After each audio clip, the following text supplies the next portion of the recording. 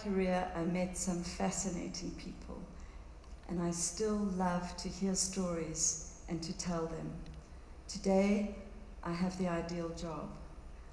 I learn about and tell the story of Nelson Mandela.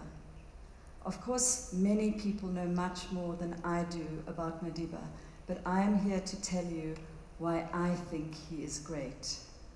After years of listening to him, observing him, studying his words, and just a little bit of interacting with him, I've distilled it down into 3 essential elements of his greatness and 1 bonus point. But why should we care? I think we should care because it's not even 19 years since he was released from prison, and already the values and principles that he fought and sacrificed for are being violated worldwide on a daily basis. We're constantly hearing frightening stories of acts of racism, sexism, homophobia, xenophobia, sometimes even fueled by political leaders. I like sometimes to look at my whole life in relation to key moments in his, not because I'm trying to compare us, but because I find it to be a very useful tool to unpack this great human being and his journey. 2 days before I was born in Kensington, Johannesburg, Nelson Mandela was in Addis Ababa, Ethiopia, making a speech on behalf of the ANC at the Pan-African Freedom Movement for East and Central Africa. He was traveling in secret on a false passport in the name of a former legal client of his, David Motsamai. Some 10 months before, he went underground. He had been acquitted of treason. His organization had been banned the year before, and he was a wanted person. But before he went underground, he took a step. It was the last-ditch attempt to save South Africa by peaceful means, to end apartheid. He wrote 2 letters to Prime Minister H.F. Verwoerd, calling on him to establish a convention for a non-racial constitution for South Africa. We know Verwoerd received these letters because he commented about one of them in Parliament. He said he had got an arrogant letter from Nelson Mandela. His own private secretary testified about them in court. Madiba never gave up on this idea, and 30 years later, after he was free, he made it happen. But back in 1961, after he had been ignored by Verwoerd twice, he helped the ANC form its armed wing, Umkhonto weSizwe, and became its first commander-in-chief. And on the 11th of January 1962, he left South Africa to visit the newly independent African states and himself undergo military training, which he did in Ethiopia and Morocco with the Algerians. I was exactly 6 months old the day Madiba was captured near Howick in KwaZulu-Natal. 3 months later, he was sentenced to 5 years in prison for leaving the country without a passport and inciting workers to strike. A year later, he was brought back from prison to another court case, the Rivonia trial, where he became accused number 1. And on the 12th of June 1962, he and 7 comrades were sentenced to life imprisonment. Most of you probably will remember that glorious Sunday, the 11th of February 1990, when Madiba walked through the gates of Victor Verster prison. 6 days before, I had celebrated my 28th birthday. And as I stood on the back of a truck outside the prison and watched this tall, grey-haired man raise his fist in salute to the welcoming crowd, something struck me. It was the realization that for my entire life, apart from the first 6 months, this man had been in prison. For most of the 10,052 days he was in prison, he was locked up for about 12 hours a day in a cell not even double the size of this red spot I'm standing on.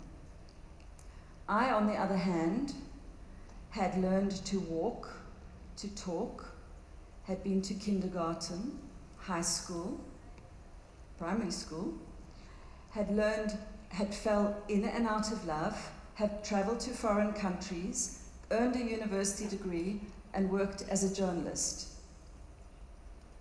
I had benefited from the system that he and his comrades had chosen to fight. I had received the best of what South Africa had to offer, purely because of the color of my skin. So Madiba walked out of prison, and in the years to follow, I was privileged to look into his experience in prison and how he dealt with it. This is where I believe we can find the first element of his greatness. When Madiba went to Robben Island, he made a decision, and he encouraged his comrades to do the same. Never let them take away your dignity. You are a prisoner. You are confined to a prison.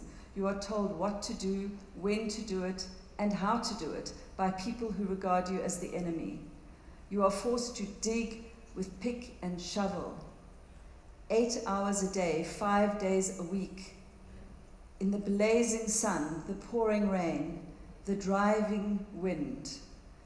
It breaks your hands, they bleed and they blister. Some of your comrades are physically assaulted.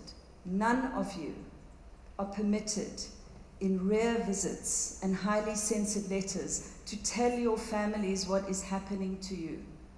It was relentless. Political prisoners did not get parole. For Madiba, life meant life.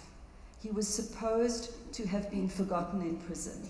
He was supposed to die there. But his decision to hang on to his dignity saw him through those years and beyond, and along the way, leaving us examples to follow. His close colleague and friend, Ahmed Kathrada, used to tell me often that in the 18 years they were on Robben Island, he only saw Madiba losing his temper twice. I don't know about you, but I cannot imagine any of us really being able to say that in the last 10 days we kept our cool the entire time. This brings me to my second point of Madiba's greatness. It comes from a newspaper article I cut out, laminated, and kept in my wallet 12 years ago. It concerns a conversation between President Bill Clinton and Nelson Mandela some years after his release. It went something like this: "But Madiba, weren't you angry when you came out of prison?" "Yes, I was, but I decided that if I remained angry, they would still have me. I wanted to be free, so I let it go." He let it go, just like that? Yes, he did. And for years I would return to that article in personal times of stress. What it did for me was to put my whole life into perspective. If Nelson Mandela can let that go, I can let go anything. My third point relates to his purpose. Nelson Mandela went to prison because of his vision to change South Africa from a racist apartheid state into a democracy. He knew that in order to achieve that, he would probably lose his freedom. He would have to sacrifice his family. These were not easy decisions, and they weighed heavily on him. But Madiba did not fight for himself. He did not fight for any individual or group of individuals. He fought specifically for the oppressed people of South Africa, and in general, for all South Africans. His commitment to carry out this vision, I believe, can be found beautifully in a letter he wrote from Pollsmoor Prison in 1986. It was the 24th year of his imprisonment. South Africa was in a state of emergency. thousands of people were in detention without trial, and the country was in flames. How did he know this? He knew it because for the first time, from September 1980, Madiba had been allowed to receive and to read newspapers. And in this letter to a family friend, he said something like this: "Knowing what I know now, if I had the opportunity to do it again, I would, even though it would be much more daunting." So for me, Madiba's 3 points of greatness: he chose to live his life with dignity. He chose not to be consumed by his anger. He chose a vision that he could achieve. And now for my bonus point. Nelson Mandela really saw people. Ordinary people mattered to him. They were the reason why he embarked on the struggle in the first place. If you had to speak to anyone who worked closely with him, they would tell you stories of how he would frustrate their schedule. For example, by insisting after an event on going back into the kitchen and thanking everybody who had participated in making the meal. He would often break protocol by first greeting an ordinary person before the VIP, and there were some very big names of VIPs. I once saw him leaving his house at dawn on Christmas Day to go on his daily walk. But before he left, he had to shake hands with every single police member who had been guarding his house the night before. Along the walk, he would stop and chat to every woman, man, and child who came out of their house to greet him. To each child, he would say, "What is your name? How old are you? Where do you go to school? What class are you in? And what do you want to do when you're big?" I'm sure all of us know at least one person who is simply in awe of celebrity. I once saw somebody charge across a crowded room, nearly knocking people over along the way, just to greet a mildly famous person who would never remember their names. Madiba was not like that. He would see you, he would acknowledge you, he would encourage you, and mostly he would remember your name. But what do we do with greatness when we find it? How do we value it appropriately? What I think we usually do is we put greatness and great people on a pedestal. Madiba hated that. Remember, he used to say, "I'm not a saint, but a sinner who keeps on trying." But what we do with greatness is we say, "This is separate from us. I can't do that. I can't be like that." So we worship it. I believe that when we do that, we do greatness a disservice. And when we do that to Madiba, we do Madiba a disservice. Let's go back to one last memory. I'm sure all of you remember where you were when you heard that Madiba had passed away. I was at home. It was exactly 2 months before my 52nd birthday, and I got a phone call about the sad news. It was only 5 years ago, and already we are starting to forget Madiba and his greatness. I'd like to leave you with this idea. All of us can emulate greatness in our ordinary lives, our day-to-day living. All of us have the ability to do what Nelson Mandela did. We can live our lives with dignity. We can see ourselves in our fellow human beings and treat them with compassion.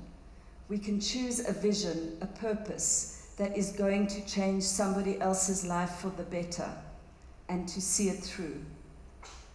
And we can breathe calm into our anger. I know we can. Thank you.